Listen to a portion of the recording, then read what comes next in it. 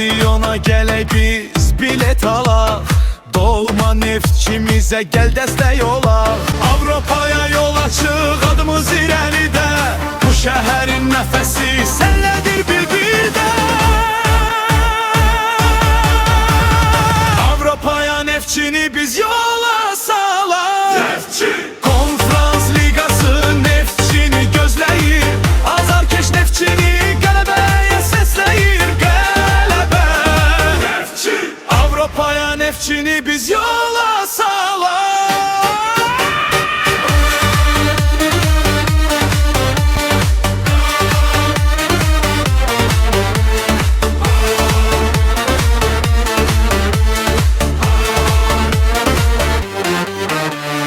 Bayraqlar dalğalanır, səsimiz bir olur. Hər hücumda bu ürək sənə güc doldurur. Tribunada min səsi var, hamısı tək adımlar. Bu gecədə yazılır yeni bir tarixlər. Avropaya yol açıq, adımız irəlidə, bu şəhərin nəfəsi sənlədir bir-birdə.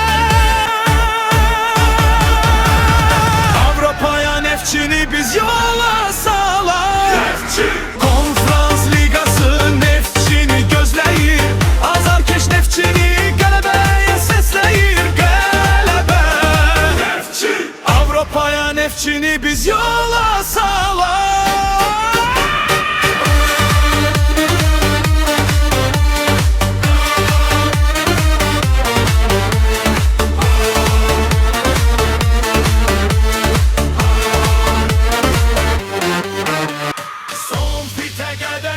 Heç kim geri dönmez, bu sevgi tribunadan her eve düşer sönmez.